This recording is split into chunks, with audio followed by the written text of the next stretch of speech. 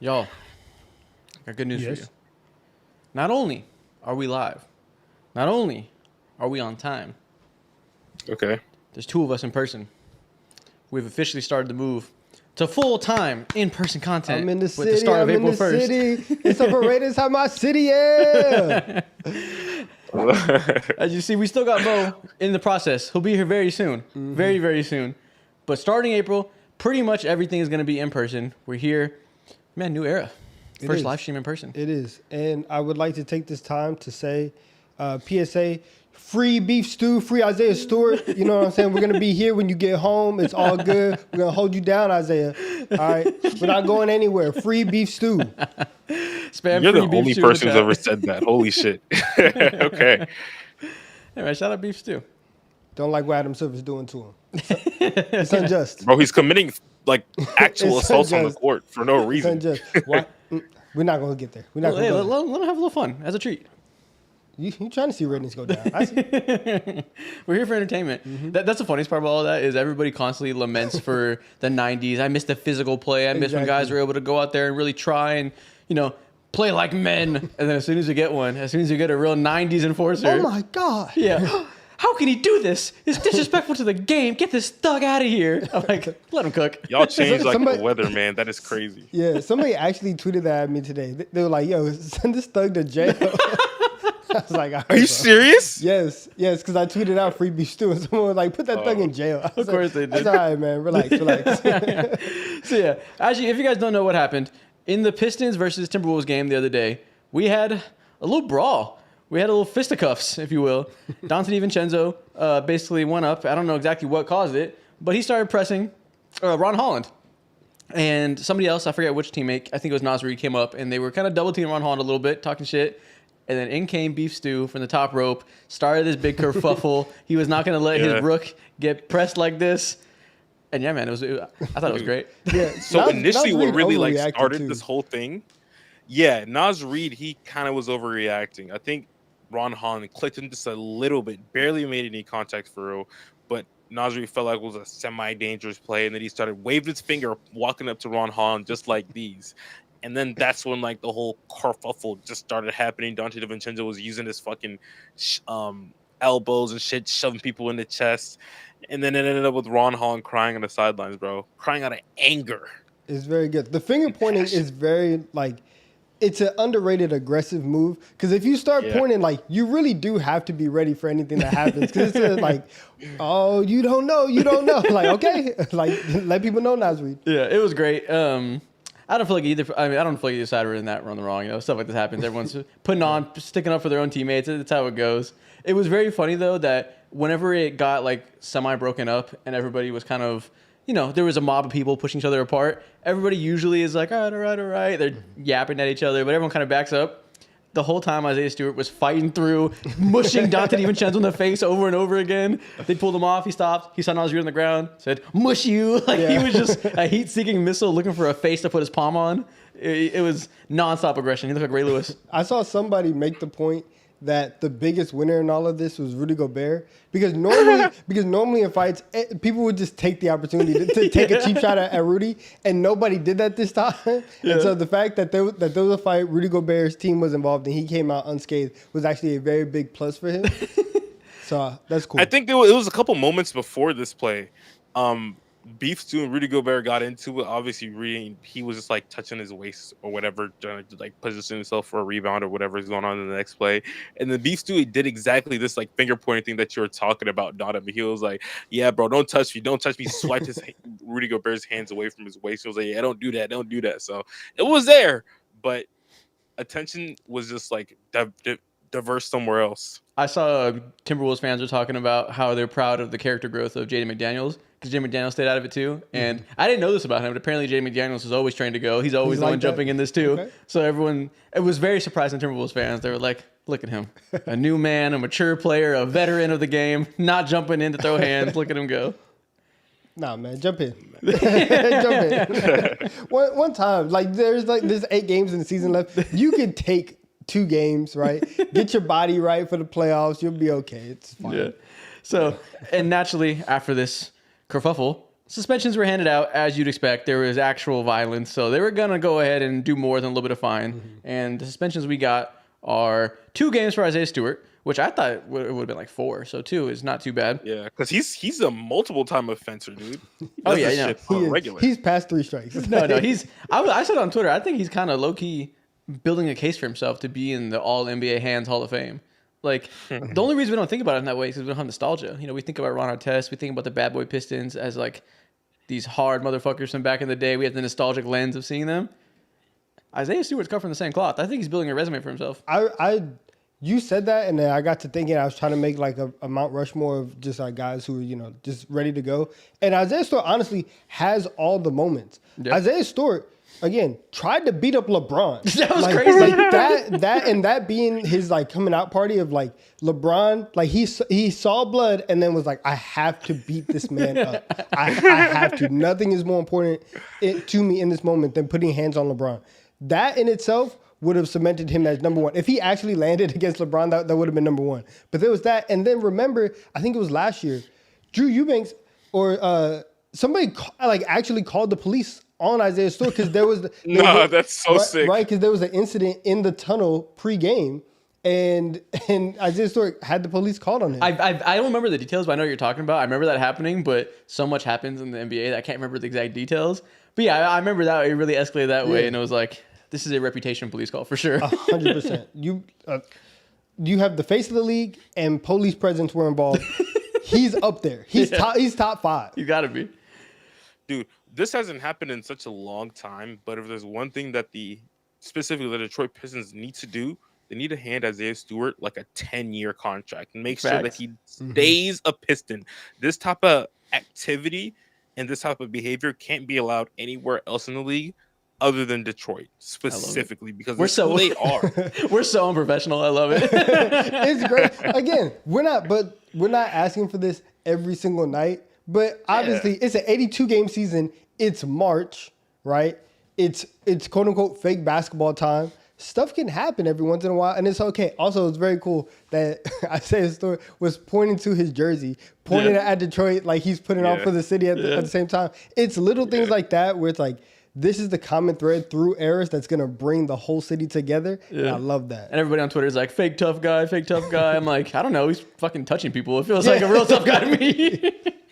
Like he's just doing it. I don't know. Seems pretty legit. Seems pretty physical. Shout out to Horse of Jokic for tipping $5. He's not keeping his hands to himself. I don't know if it's fake. Shout out to Horse of Jokic for tipping $5. He said, are you guys familiar with the LeBron Glaze songs, a.k.a. Bronify? And if so, what are your guys' favorites? I really enjoy Man on the Lakers. What's your favorite? That's a banger. I can't remember them. I'm blanking now. Mr. LeBron, the promiscuous remix. Oh, that was good. That one's good. I like the evil LeBron one, the Cardi one. That was funny. What? I do like that. I do like that one. Oh, yeah, I did hear that one. They did Evil Jordan, but with LeBron. And shout out to Mo Cheeks, the Rump Shaker, for tipping $6.69. He said, who you got in a 7-game series? 2025 Celtics or 2019 Raptors? Probably the Celtics. 25. I'm going to assume that was a typo and he's saying last year's Celtics? Yeah. Okay. Probably the Celtics. That's close. I'll take last year's Celtics. Yeah. I'm taking the Celtics. Yeah, I think Celtics. They're one of those teams. I'm going to pick them against most matchups in the modern NBA. One of those ones. They are. One of them ones. One of them thems. There are a bunch of them. Next news story. Oh, shout out to Eye of Avocado for tipping $15. You know he does it for the love of the game because he didn't even put a caption. It's just $15. He'd say, here you go. Appreciate you, man. He doesn't even need that. I like that. Y'all, we got to talk about the first piece of real news, something that happened since we last spoke. Taylor Jenkins has been abruptly fired 3.5 weeks before the NBA playoffs start. They have parted ways with Coach Taylor Jenkins. We've talked a lot on this show over this whole season about the dynamic of the Grizzlies. I think early on this season, I was like, I don't know if y'all noticed, Ja doesn't really make that much sense in this new offense. He's not running pick and rolls. He doesn't look particularly comfortable. And over time, everybody starts to notice that, oh, yeah, Ja's playing pretty poorly. And eventually he became the... People act like it was mostly a Ja issue, which in some respects it is, right? People were acting like he kind of just fell off and he's not as good as he once was. When I think clearly they had issues with...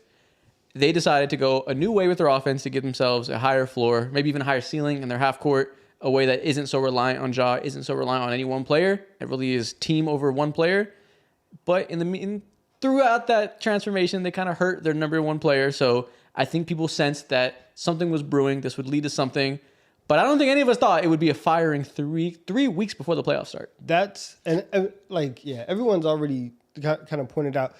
It's not the fact that Taylor Jenkins was fired. Mm-hmm. It's just the fact that it happened now. That's the craziest part. Because I don't think that a team, even like regardless of where they stand in the Western Conference, because Western Conference standings are also, and we've seen this all year, they're also low key fake. Because so close. Yeah, because everybody's moving up and down every 2 to 3 days. So like the Rockets were sliding down. Now, granted, it took them a streak to get back up, but the Rockets were down at 6. Now they're all the way back up to 2 where they were for a majority of the season. There's been times where the Grizzlies have been 2. And so it's very, very wild that you make this kind of a change going into what feels like a very defining playoff run. Yeah, for the Grizzlies. But see, it was defining in that like it would decide if Taylor Jenkins kept his job or not. Exactly. But now that clearly so this only happens, I think, if there's something really, really brewing in the organization that we don't know about. Like we've all assumed that maybe Ja Morant would be upset by this, just based on his body language, based on the natural idea that the new scheme doesn't fit the player who's supposed to be the face of your franchise. Like we all did a lot of projecting, assuming he wouldn't like this and it would lead to some issues. And a lot of times that's inappropriate, right? A lot of times we're kind of putting ideas on people that maybe they don't always have. Maybe sometimes they don't share this frustration that fans do. Kind of fucking looks like he might have shared the frustrations that fans do. Because if this doesn't happen for no reason, unless there's outspoken voices within the organization that are saying Taylor Jenkins is a goddamn problem and we can't deal with this anymore. Yeah, and you're absolutely right. But I think going back to what Donovan said, the timing of things is even a bigger problem because regardless of the fact, like that is something we've all been talking about, whether or not they're going to revert back to the Ja Morant style level of basketball and whatnot. But we can all admit, fire him, don't fire him. It's a fucking L. You're going out bad regardless. But I think as an organization, it's about how you decide to go out, setting a certain level of like class and not firing this dude just 9-10 games before the season. And it just screams like disarray, you know? Yeah, you got Jaren Jackson Jr. Sure. You got Jaren Jackson Jr. over here saying, yeah, we've been losing a couple of games, but at least we're not like homeless and stuff like that, which is like, I mean, he's not wrong at the end of the day, but also like this is kind of worrisome. Then you got the fucking Desmond Bane and Santi Aldama are beefing on the sidelines too, which is normal. We've seen that from literally all NBA teams and players that you can imagine. But just the timing of all of this is just so weird. And I think if there's one thing that you need to remain consistent through all the inconsistencies of this roster and the level of play, you just need to keep some guy in the building.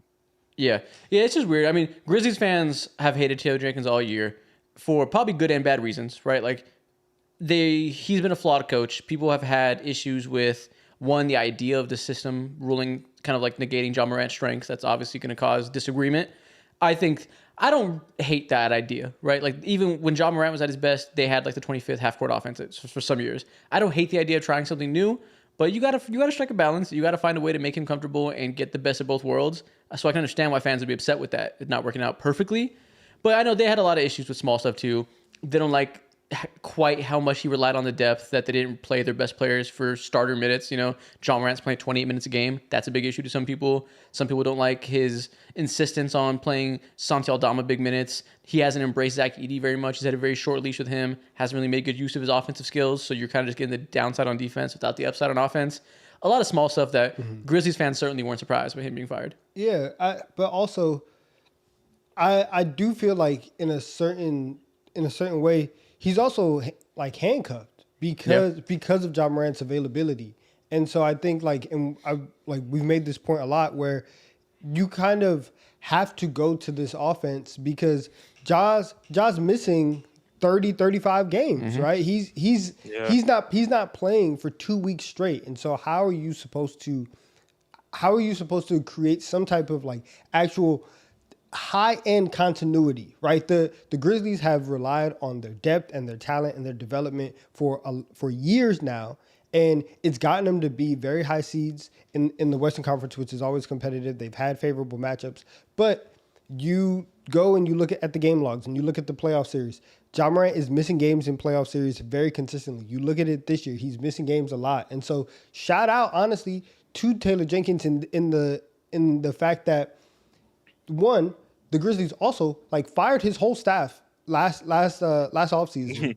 And he didn't really have control over who else he was bringing in. So that is another thing that coach does not have control over. And then your best player is not always there. You have to figure stuff out. And so like while the very minute things like can frustrate some fans, the overarching thing, and you know that in the NBA to win at a high level, you need your best player to play like one of the 5 best players in the world. Yeah. You're not getting that from Ja Morant in the same way that we saw 2 years ago, 2.5 years ago. And so for that, Taylor Jenkins was at a disadvantage for a majority of the year. Yeah, and we have a report from The Athletic, actually, that I don't know how in-depth this is. I'm just looking at a Legion Hoops aggregation of it. But apparently Ja Morant complained about the Taylor Jenkins offensive scheme they added this year, which they added because you just said they added all those new assistant coaches. It was to do this type of thing and make this new offense. Apparently, the quote is, some days he looks like he's ready to play, and some days he looks like he doesn't want to be there because he hates the offense. This is an Athletic article, so it's probably good sources. And, that's not surprising. We did see a lot of bad body language stuff, and for the reasons you said, if Taylor Jenkins doesn't have a fair chance because he doesn't have the buy-in of his top player, because his player feels like he's not being prioritized, that sounds like a classic rift between a head coach and a best player. Organizationally, you have to pick a side, and one guy is the guy who puts 30,000 butts in seats every day and you pay $50 million a year to.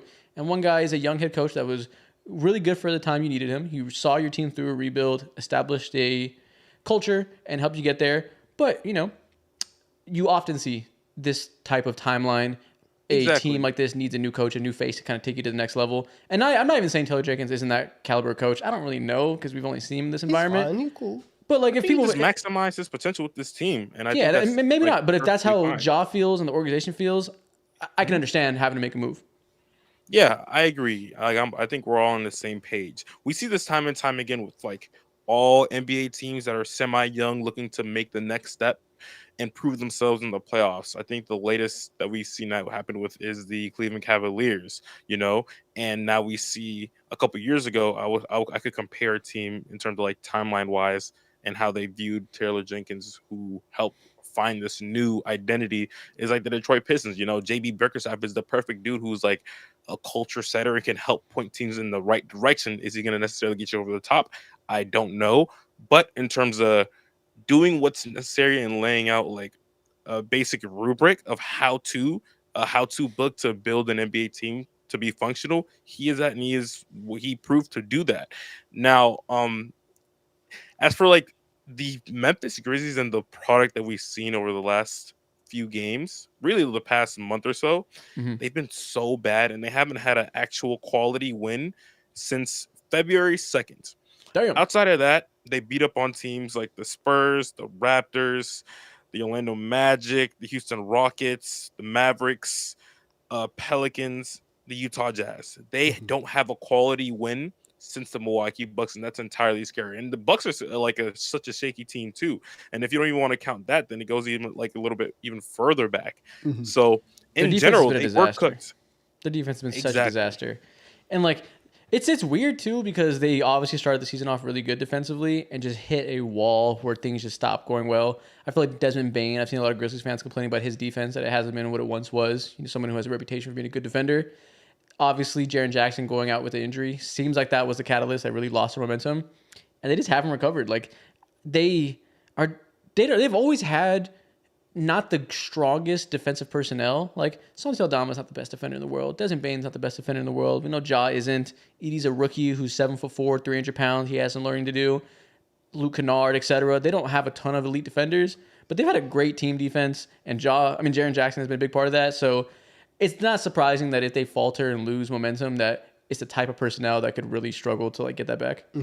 I think I don't know. I think at this point now, making a decision like this to me signals, especially from the top down, the season's lost. Yeah. Right? Like I think that they believe that they were not going to get to the places that you want to go, but now the offseason becomes extremely important, and whoever you bring in to coach this team is so important because not only like for this specific era of the Grizzlies being successful and maximizing Ja and all that, but you look at like, and Mo, you mentioned it a little bit earlier, you look at a lot of the other younger teams in the NBA like the Cleveland Cavaliers and teams like that, they've passed the Grizzlies up, right? Like when the Grizzlies were at their best, we're like, oh, they're going to be here for a while. They're going to compete for conference finals. And you look in that span, the Cleveland Cavaliers are the number 1 seed. They've figured it out with what they're doing. The Oklahoma City Thunder have been the number 1 seed for the last 2 years. The Minnesota Timberwolves made the Western Conference Finals last year. The Indiana Pacers, with another young guard, they made the conference finals last year. All around the league, you have teams who have been able to figure out their situation to whatever level of success and get to places that the Grizzlies thought they were going to be at and expected themselves to be at, and they just haven't reached it in like 3 and 4 years. So now it's crazy because it feels like the league is passing them by when you have Jaren Jackson making this offensive leap, when you have Ja Morant, who's supposed to be one of the 10 best players. I'm so curious to see who they bring in, because if there's, we've talked sprinkles of like, oh, like who are they going to pick? Clearly now they should side with Ja now that you fired Taylor Jenkins. So okay, if you're going to roll with Ja and JJJ, you have to go somewhere next year. Yeah, people have been doing a lot of like, oh, is Ja Morant going to get traded now? I feel like they just picked Ja's side, so I don't really see them going there. But I suppose it's not impossible. If they go outside in the playoffs, maybe they rip the Band-Aid off completely and just have to completely retool, and maybe only Jaren's safe. Who knows? But big point of inflection for them. I would be shocked by that. I'd be shocked too. But you never know. We'll see how things go. But regardless, big point of inflection. We'll see what their next era entails. Next news story. In the way that one was surprising and it was like caught us all off guard, we never expected it. I would say this is the opposite. This is equally unsurprising. LaMelo Ball is out for the season. They've shut him down for the last 10 games as he undergoes a minor procedure on his right ankle. Who would have thought? LaMelo Ball ankle surgery. And wrist. And wrist. Double whammy. So yeah, these are injuries that he's had in the past that kept him out for a severe amount of time. So this is like not good news, even if you read this as a Charlotte Hornets fan and ain't jumping too bad, because it didn't keep him out for the season for real. It's just they're tanking. Zion also got shut down in similar ways. 10 games left. Let's try to get Cooper Flag and let's get our guys healthy and let them sit. Yeah. But you don't love to see another ankle procedure needed. Procedure's pretty extreme. So it's a bookend to another LaMelo Ball season. LaMelo Ball season. Hornets season. It's not even just on him. It's just a shit show that hopefully they get some lottery luck, and this can be the catalyst that they lose these next 10 games and they get one of the top 2 or 3 picks in the draft. That was going to happen anyway. So probably. It's fine. That was going to happen anyway. If I am Adam Silver, I am rigging the living shit out of the NBA draft and gifting this organization Cooper Flag, because you're out of your fucking mind. I'm not. No. They need him more than anyone else. That's not how it works. That's not how it works. You're crazy. In order for listen, let me give you some. I'm gonna give you some game.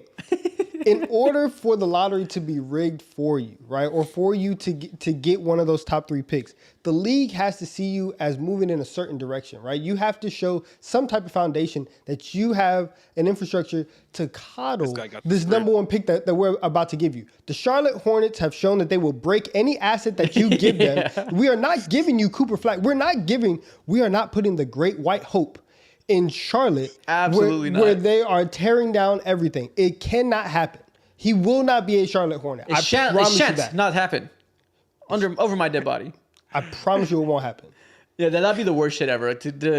It's not even like they need it. It's that they're incompetent and don't deserve it is really the thing. Every team down there needs Cooper Flag. They're all trash. They're all starting a rebuild. They all need the injection. The Wizards need it just as bad. God knows the Nets need some lottery luck. Not really, brother. I mean, when I think of teams that need a talent injection, the most, I'm 100% looking at a team like the Charlotte Hornets first. Nets. Bro, look at the Nets roster. Look at the Jazz roster. Listen, the Nets aren't a serious basketball team. The Nets aren't a serious basketball team. The Utah Jazz are asked by committee. They want to be bad. They are bro. Like, they could have blew it up a long time ago when they decided to Yeah. But the Hornets, they tried to be good. They just can't be good. They're incapable of it. And that's worse. Someone like Adam Silver, like, you just got to give it. You got to give it up. And that's why they don't deserve Cooper Flag. It's not tanking. It's just bad. You can't trust him to right the ship. What are we doing? It's going to be LaMelo Ball for like 41 games. You're going to have Brandon Miller for about 50. You have no idea if Salon is even going to be here next year. I don't even know who that is, man. That's what I'm going. What's happening with him? No, I'm not putting Cooper Flag down there in Charlotte. Yeah, no, thank you. Chris Middleton says the Wizards can be a playoff team next season. Agree or disagree? I agree. I think they can be a play-in team, not playoff team. But if you count the play-in as the playoffs, then I agree. I mean, sure, if they get Cooper Flag, I guess it's possible. Let me read you. Listen, right now, the 10 seed, and this is why I agree with Mo, play-in team. Okay. The 10 seed Chicago Bulls who have had look at that, they're fun type of March. They are 33-42 in the 10th seed. That's so bad. The Eastern Conference sucks. There's a world where if they get flagged or if you get a major leap from somebody, they can be the 10 seed. Yeah, I guess so. Right? Like they can have a stretch in the Eastern Conference where they win games and it's like, what are the Wizards doing? You're supposed to be tanking for another pick. They have some guys and it's looked kind of interesting over the last like 3 weeks. I can see it. It's fake interesting in terms of being good. They are far away from being good. I agree. It's interesting. I like the young core. Unless Chris Middleton looks like 2021 Chris Middleton, they are far away. If they get Cooper Flag, sure. Then like, all bets are off the table. Second year star and the best prospect that's win now ready of the last like 5 or 7 years, sure. Anything else from that, man, they are far away. I don't know. I'm looking at 27 wins next year, not 33. 27 wins might get you to the 10 seed. God, Like, if Oh 27 my wins get you to God, the we're 10 in seed, the we need to blender. abolish. I can't. I've never been in support of a 1-16 playoff model. I think it's good to have culture, good to have conferences mean something. If 27 wins get you into the 8 seed next year, we need to abolish the Eastern Conference. We need to condemn them to hell. It's disgusting. Condemn them to hell. it might- Basketball, man. No, No, it's not. It's a fucking blight on humanity. That's what it is. They could get to 30. They can get to 30 see wins. that. Yeah, if they get Cooper Flag. Okay. Yes, I'll say that. They get if Cooper Flag. they're making the play-in next year. If they get Coop. If they get Coop. Okay. And if Alex Sarr gets better than like 45% That's true the shooting. thing. It can't even be only Alex Sarr, like the Bub Carringtons of the world and all the other young prospects. You can throw in AJ Johnson too. He's been like really good over the last 10 games or so. If all these guys take a next step in Jordan Poole's doing the normal Jordan Poole things, then I can genuinely see like 33, 34 wins easily. 34 is a lot. It is. 31 is probably like the limit. That's like the high end. I do think that playing, even if they get Cooper Flag, is best case scenario, obviously. And 32 wins is their ceiling if they get Cooper Flag, which is basically like 3 or 4 games better than what the Toronto Raptors are this year. Okay, that's fair. All right, man, that's all the news we got today. Let's get into the main topic of this episode. As you guys see by the title, let's talk about the biggest X factor players of the NBA playoffs. We don't got to go through every single playoff team, but let's talk about the most important players on the most important teams that are going to like potentially swing the playoffs. Because like there's an X factor on like the Magic, but there's no one single X factor. Well, I guess it could be Franz Wagner, but I don't know. But there's not one single player you look at that's like, if he's going to make the leap or he's going to perform, that can change the entire playoff picture, right? So let's talk about those. The 5 to 10, whatever we land on, most important players to watch in the playoffs. Donovan, you go first. Who's your first big NBA playoff X factor? We are talking about nobody other than my beloved OG Anunoby. Okay. And why OG? I definitely was not expecting that. And I'm saying this because one, OG Anunoby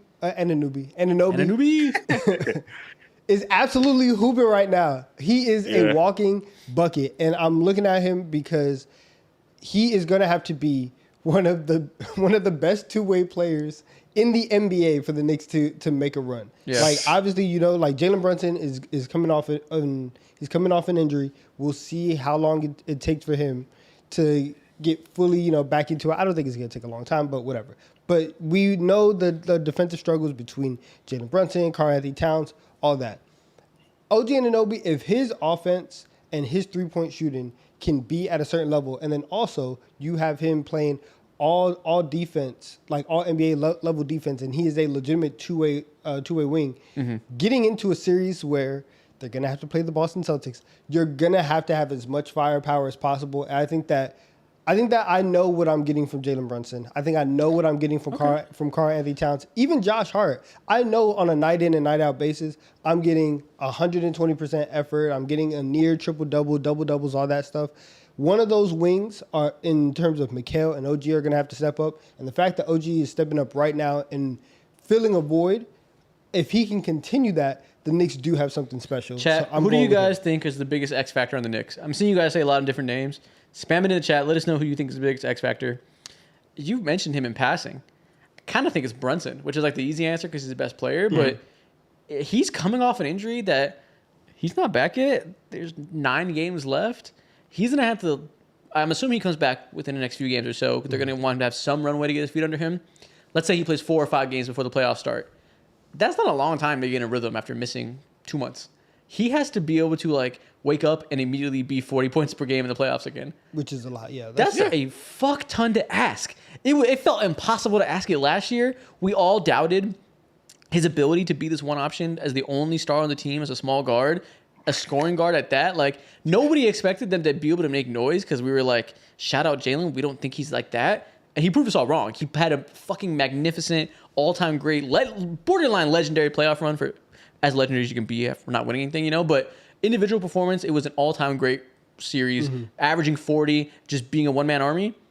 That's a lot to ask in the perfect situation where you're healthy, full head of steam. Coming off an injury and saying, do that again, otherwise we wasted a lot of draft picks for this small window. That sounds like the X factor to me. He decides how far the Knicks go, and the Knicks are the only chance to make some kind of noise in the Eastern Conference outside the top 2 teams. Bro, the chat is frying me right now. Someone said that the chat don't know what X Factor means, and then I see campaign and Tibbs and as goddamn answers. They call y'all a bunch of dummies. That's hilarious. They're saying we don't know what X Factors are, or the chat doesn't? No. They don't know what X Factor is. Oh. Not us. They don't know what X Factor is. Oh my God. God. Campaign, bro. And then I see like other popular answers like Cat or whatever, which is like Cat's a good one, yeah. Popular, yeah. But when it comes to Cat, I think when I think of the term X Factor, I think as someone who can give me like hope, and I've seen them have an ability to do something very positively and possible. And as for Cat, like the ship has kind of sailed in terms of expecting certain things from him defensively. He's fried on that end. I feel like Cat is Cat. I don't really expect a huge high or a super bad low. I think he will give you bad defense that fries you in certain situations, and will give you big spike offensive games that really wins you some games. Like, he's just Cat.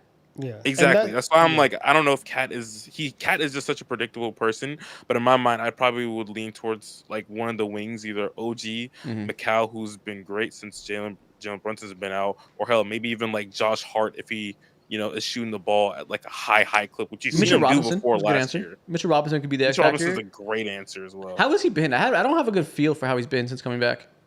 It's not like the most like ideal, like the idea when you thought like, oh, like, yeah, Mitch is going to be back and Cat's going to be there and it's going to be seamless. Hasn't been 100% that, which is like, honestly, the way that he came into the playoffs last year, where he had like ramped up and he had came back and then instantly was just like playing great defense on Joel Embiid. That's extremely hard to do, you know, for anybody. And so for somebody who's missed as much time as him, like it's fair that it's still not like 100%. Precious Achiuwa has also been up and down, and like there was a Knicks fans hate him. Knicks fans hate his ass. He's turned it around. Like he's played pretty well, like as of recently. And everyone's like, yeah, he read all the tweets of everyone saying like that he's been playing like trash, and he turned it on real quick. Knicks fans want him in Guantanamo. But he's also very, very up and down. But another reason why I go to OG is because last year, OG got hurt as well. And we've seen time and time again, OG Anunoby and his injury availability be things that can hamper the team. But if he's there and he's healthy, he's had moments where his offensive creation has legitimately been needed and he's delivered. I think that is something that the Knicks 100% do need. Do the Oklahoma City Thunder have an X factor? They're so, listen, they had 50 games without Chet and they were goddamn fine. They lost J-Dub, they were goddamn fine. They started the season without Hartenstein, they were goddamn fine. Can you say they have an X factor when they're just like so deep and like? Yeah, I think. Who are they reliant on? Because they've won without everybody. I think it's J-Dub though. Yeah, it's probably the best answer because they need that secondary creation. He's looking really good as of late. He's looking like last year J-Dub again. Early season, the on-ball reps just haven't been as good as they once were. The shot making, the tough shot making from the mid-range and three hasn't been the same as it was last year when it was one of the best percentages in the league. And, when that happens, the passing gets lower and you just haven't felt quite as good for him to be the secondary ball handler. Hasn't mattered because now you have Isaiah Hartenstein and Shea is the best player in the world this season, but I can see J-Dub, if he's playing like he has been as of late and he continues this going forward, that I don't know how they lose. Yeah, I think J-Dub is the answer. Like cross roster wise, like they have so many guys who can fill in every single gap needed, and having iHeart, who's just such a unique talent at the big man position when it comes to his playmaking, passing, and all that. I Did you Still see that think it is comment? J-Dub. Because Yo, someone in the chat said Donovan looks like a Shaq right now because he's wearing this beanie and this fit. This guy got an Eid fit on. nah, that's hilarious. It's funny because good. only reference I have for what that means is Mahershala Ali and Rami, and he also wears. He looks just like. Yeah, should I be mad to a Donovan right now, bro? Yeah, go get dressed. I got the robe right now. I swear to God, I do. I mean, I literally can if you want. Donovan, assalamu alaikum, my brother. And assalamualaikum Allah. You butchered the hell I out of did. that. I jumped it up. I think Chet's also. Honestly, I think Chet's bigger X factor because Chet's scoring hasn't. I'll take. Listen, if I text it to you, I'll get it right. I promise you. Okay, bet. I think Chet's a bigger X factor right now because they're playing the two big lineup right now. They're starting in the power forward. They're playing a lot of minutes to Hartenstein. And it's been dominant for the team. It's fantastic for the team. Their defense is fucking ridiculous. They figured out the big-to-big passing. The offense is good. It's not good for his individual scoring. Because, naturally, any stretch five is probably going to be a better scorer as a five. Same thing we saw with Cat going back to five this year, right? If you were somebody that can shoot well and attack off the dribble, you're better off attacking slow foot fives rather than trying to make that mismatch happen with size at the four. So you're never going to prioritize Chet scoring, him playing power forward. So if he can figure out a way to be an effective scorer and get back to 20 points per game while playing the power forward next to Hartenstein, when they're really scheming for him not to do that, they're just sacrificing that. If he can do that, they're gonna fucking blitz everybody. If Chet gets in a scoring rhythm at the four, they are gonna no chance of losing. I think. Go Go ahead. No, you got it. I was gonna say I think Chet can roll in with a steaming hot 13 points per game, and that 13 is gonna feel like 25 at the most random times because fuck, bro, we got this guy to deal with as well. So I don't know if I would lean towards Chet. Well, yeah, but that's what I'm saying. You're right. They did. That's the calculus they're making. They're saying we can let you score less because everything around that all the benefits you get from playing two bigs outweighs that. We don't need you to necessarily be the scorer. So they're really sacrificing him in that way, and it's fine for the reasons you said. But imagine if they get both. Imagine if he gets on the heater and he gets comfortable there, and they get all the big to big passing. They get the double big defense. They get his spacing at the four. And also, he's a goddamn bucket, killing everybody in the high post. It would be ridiculous. Well, that's asking him to be one of the 7 to 10 best players in the league. In the playoffs, that's not ridiculous. No, I know it's not. It's not ridiculous, but it's also, I think that point furthers the idea that J-Dub is the X factor. Because, exactly. Because if we are going to sacrifice that, and if we are going to put you at a disadvantage offensively, that's fine. Because that because you saw it last year with Cat and with Gobert, these double big lineups, you're able to challenge people and put size on the floor. And when both of the big men are good defenders, right, as opposed to Cat and Gobert, that is when you get legendary special defense. And so if we can do that, force people to either try and go big with us and lessen their offense, or if they want to go and counter that, we're going small. We're going to dominate you with size on the glass everywhere. J-Dub is going to have to be able to create to keep those lineups there, because offensively, and especially to where it's gotten now, the offensive synergy between Chet and Hartenstein is good enough to where if J-Dub shows up, they're fine. And even it's also very, very weird because, like you said when we first started this, I don't even know if they have a true X factor, because any lineup that they put out there is going to blitz everybody. Yeah, there's so many options. Yeah. Let's say J-Dub doesn't play well. Okay. Now we put Chet back at the 5, and we go back to our small unit line from early in the year and start Kaysen, and we have Chet having more of a scoring boost because he's playing the 5 attacking mismatches. Let's say Chet doesn't play well and he's struggling at the 4. Put him at the 5, or put him on the bench to close out games, and have Aaron Wiggins in there, have Kaysen Wallace in there, have Caruso in there. They have Isaiah Joe. Fuck, they got names, bro. That's the 7th name I could have thought of. They have so many names, so many options. Let's say Isaiah. There's so many. The fact that their second look is going to be to put their center back at center, that's the backup plan for any which scenario, is amazing. It's over. Exactly. It's Like, over. I'm telling y'all right now. They are, and I've said it all year. They are my pick to win the title. They should win the championship. I have this tweet. I tweeted as soon as the day they traded for signed Hartenstein. I tweeted these are the 2015 Warriors, and this is going to change the league for the next 5 years or something like You that. did say that, yeah. Can't wait to quote it. Can't wait to quote it when they win. He got that ready. And if they lose, I'm gonna ignore it and mute the tweet because the people who quote it, go fuck yourself. That's how it goes. We control the narrative, buddy. Once they added the mute tweet function, I never had to see anybody get mad at me ever again. It's lovely. It's so great. Who's the biggest X factor for the Cavaliers, Mo? I think that's pretty easy. If I look at Donovan Mitchell, I think he's a proven playoff riser.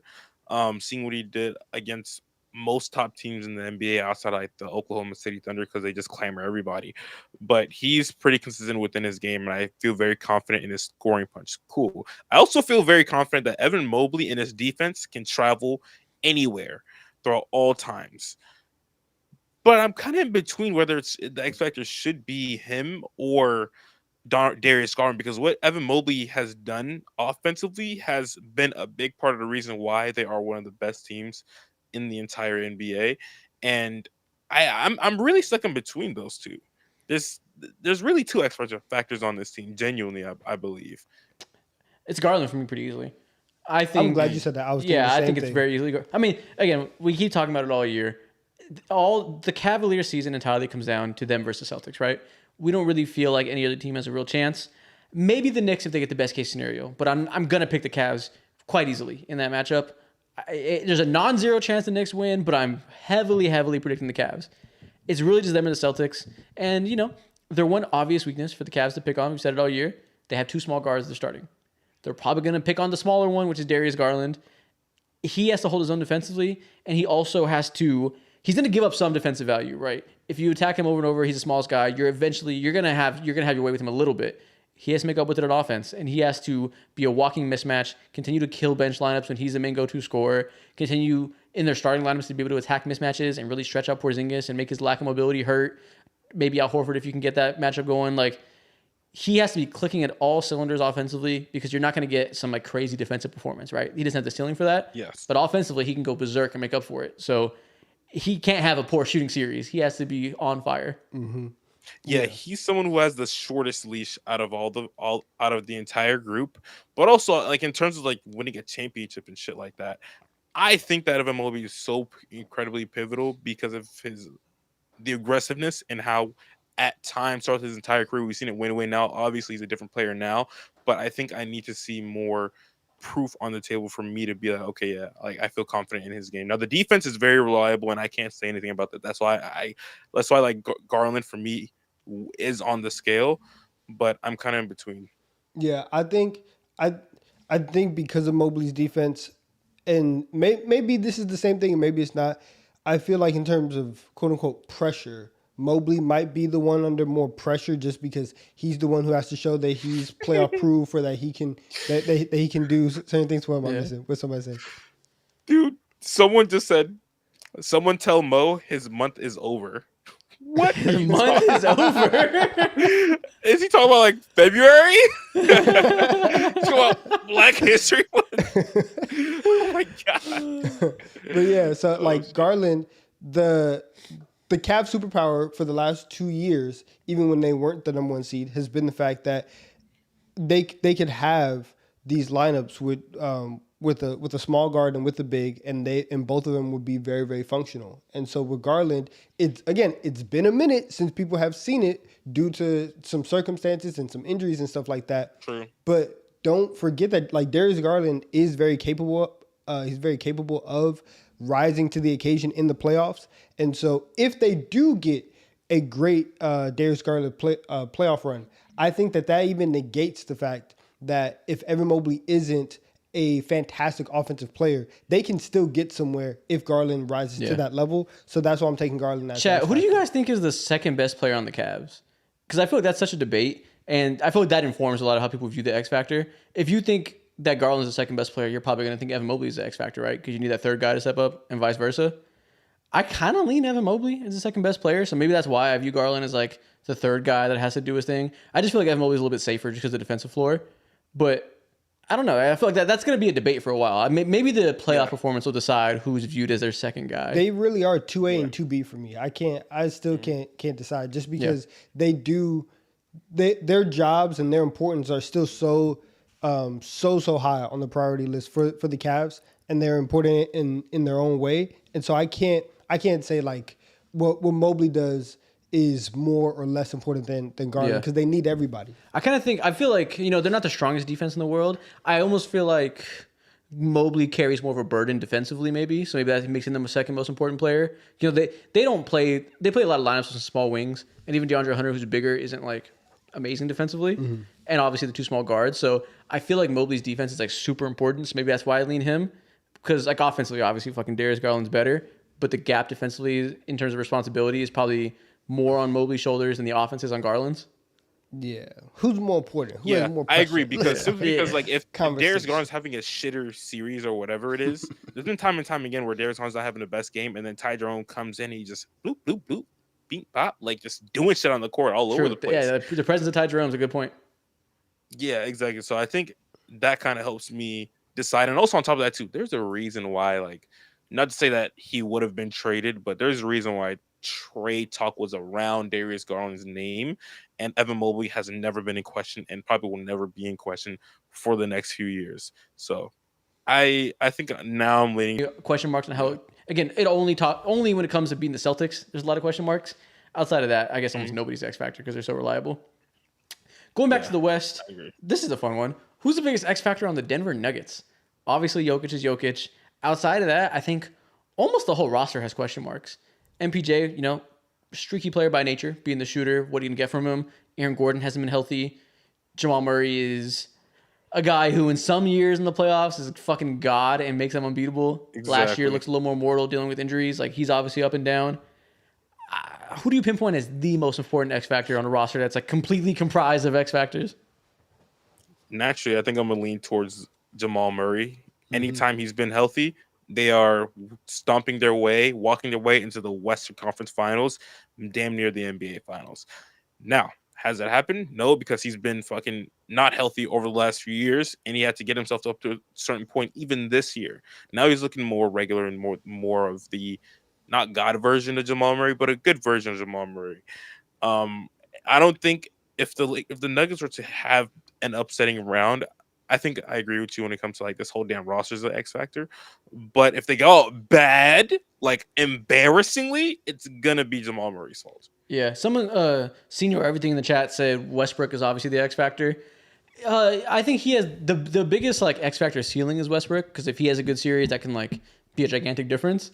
I just think that it's real easy for them to not rely on Russell Westbrook, so I probably wouldn't say him, because if he's having a bad series, they can just not play him and they can be fine rotation wise. So I'd go someone who has a bigger burden on their shoulders. So I guess Jokic. Aaron Gordon has to go out there and have a defensive lockdown performance of his life for them to really have a chance against a really great offensive team. Yeah, but that's more burden, like you said, than anything. It's really, if knowing that you don't have the defensive personnel like that, you are going to have to beat people offensively. And and as great as Jokic is, he can't do everything, and you can win games if Jokic is scoring 40 and Jamal Murray is scoring 31. That is your formula. You are going to have to get 60 to 70 points every single night from those two guys if you're talking about making a run to the Western Conference Finals and beating OKC in the second round, or going up against the Lakers and beating them, or some of these other teams, playing the Warriors and their new look. You're gonna have to get major contributions from them. And Jamal Murray, like Mo said, when he's been healthy and he's been good, the Nuggets are like, oh hey, this basketball stuff is mad easy. Like we're good. But when he struggled, or when he hasn't been there, they are going out sad, and it's really like his performance is going to define the season again.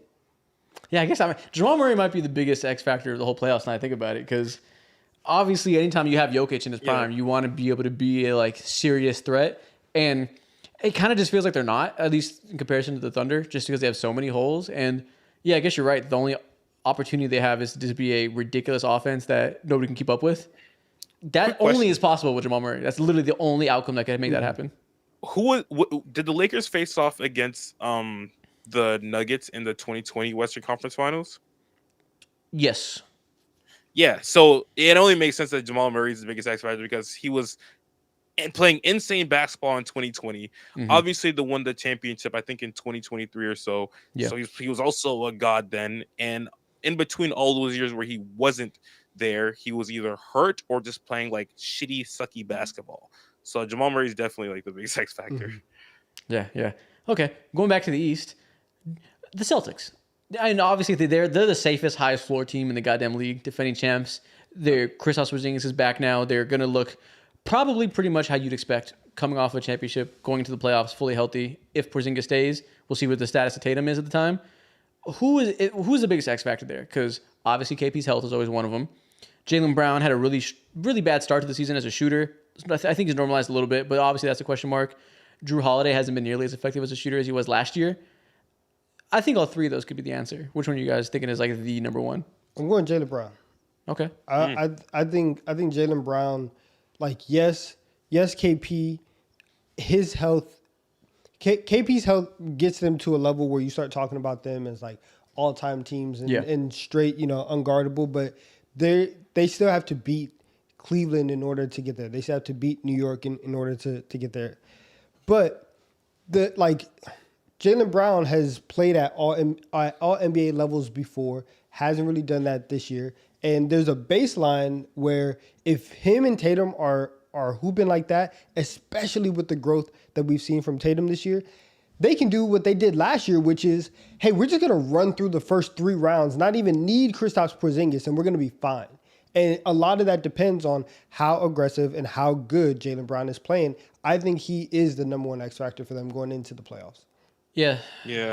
I guess Jaylen Brown decides their floor and if they're going to be able to do their normal Celtic stuff and not be relying on KP, like you said, needing him. Like Jaylen Brown decides if they can blitz the first 3 rounds without KP. But I think to beat the Thunder, which is like the end goal here, we all think the Thunder are going to be in the finals. KP. You need KP. Like that's fair. Since he came back, I'm like, fuck, man, this is. I love the Cavs, but I don't know if KP's there and he's 100%. It's going to be fucking scary, and that's even more exasperated when you think about the Thunder, who I think even better than the Cavs, obviously. I lean towards KP for that reason, because you need every single bit of your ceiling. I don't think the 80% of the Celtics, that's good enough to beat every other team. I don't think it's going to be good enough to even compete with the Thunder. Mm-hmm. Yeah, I 100% agree. There's even been, my bad, 110% agree. There's even been games that I the bingo card. There's even been games that I've seen earlier this season where like KP is not playing as a majority of the year, and they're up against a team like the Cleveland Cavaliers, and the Cavs walk into their house and they not whoop them, but they win in impressive fashion. And even them, I'm like, I don't even know if they can beat the Cavs without Kristaps Porzingis. I think they're more likely to compared to a team like the Oklahoma City Thunder. But that's why I'm probably leaning towards like KP being the X factor. I think Jaylen Brown could play shitty basketball or okay basketball, and because of how monstrous Drew Holiday and Derek White especially has been offensively and shout out defensively. Big Dog in the chat. He came in the chat and said, "Yo, this is Big Dog." Shout out to Big Dog. Yeah, what if that's the Uber driver from yesterday? That's something he would say. Which one? We had like fucking 5 crazy Uber drivers. You know which one. I actually don't. Yeah. I can't remember. Monkey Man. Yeah, Monkey Man. The one Mo was there for. Yeah. Monkey Man. What was I going to say before that? Yeah. This isn't the biggest X factor, but I think it's an interesting wrinkle. What if Tatum shoots really well?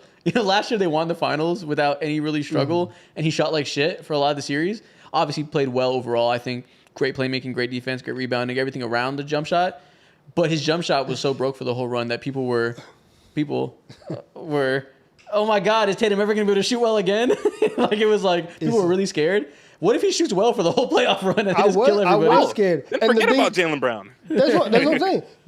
And that answers my question from last year of what if Jason Tatum is just a bucket, And that would be scary if Jason Tatum can show up every single night and just be unguardable, whether he's on the ball, whether he's playmaking, whether he's trying to score for himself, rebounding, defense. If he gets to that level, that is where we get to places and conversations of what are they going to say now.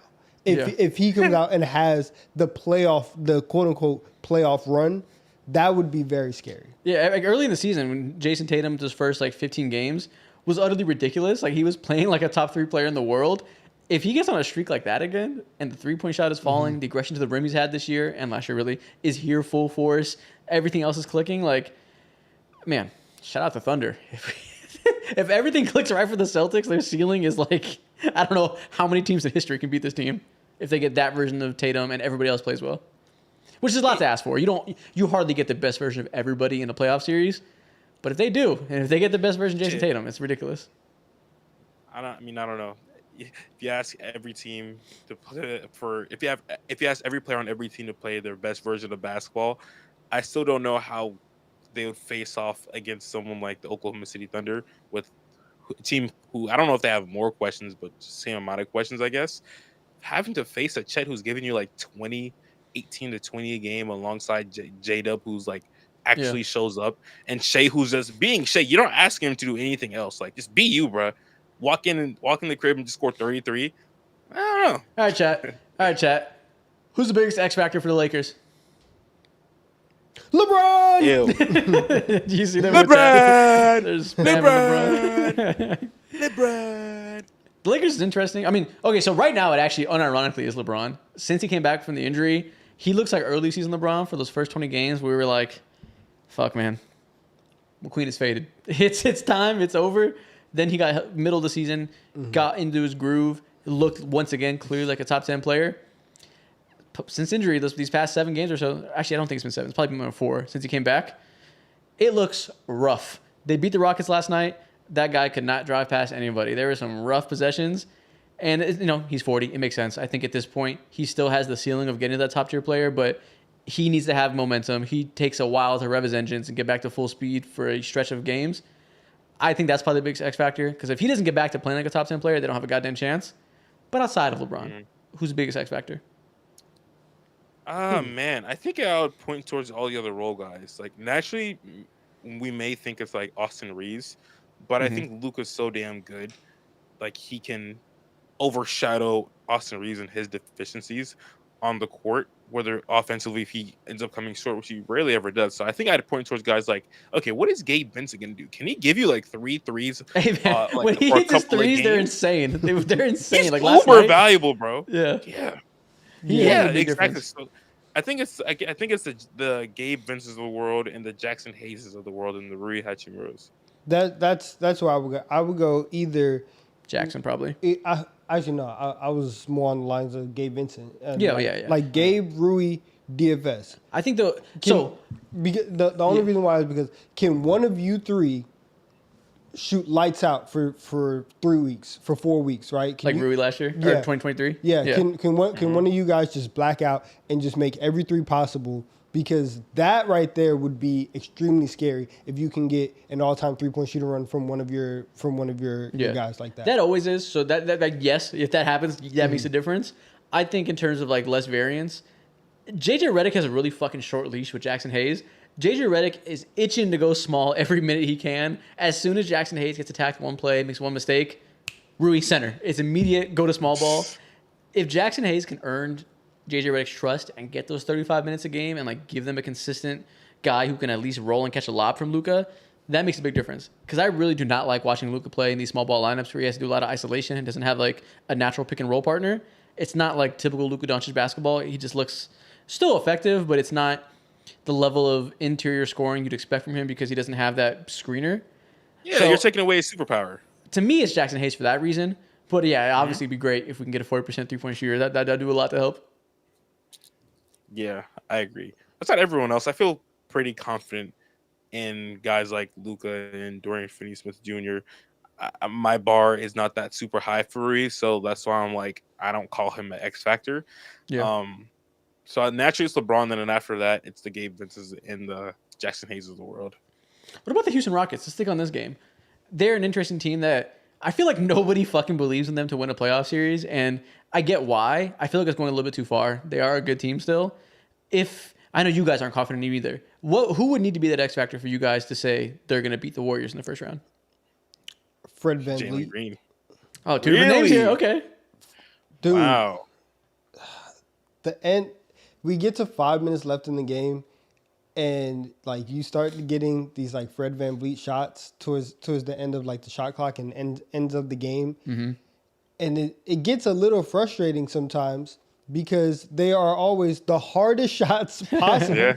you know, and you know that the ball's gonna be in his hands, Yeah. right? Like whether you like it or not, Fred Van Vliet is going to be in control of this offense, and so because of that, his shot making is gonna have to be otherworldly for them to make a deep run, because like as great as Amen is, he's not creating, you know, from the perimeter like that. Sengun, he can score obviously, but a lot of times you go to like end of game situations. A lot of times those shots are very perimeter oriented, and so you're not going to get Sengun touches like that.